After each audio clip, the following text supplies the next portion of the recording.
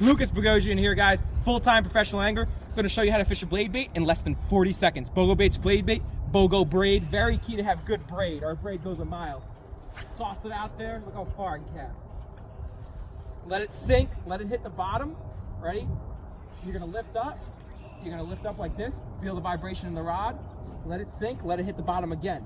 That's it. Repeat. Lift up. Feel the vibration in the rod. Let it sink. Let it hit the bottom again. That's all you're going to do.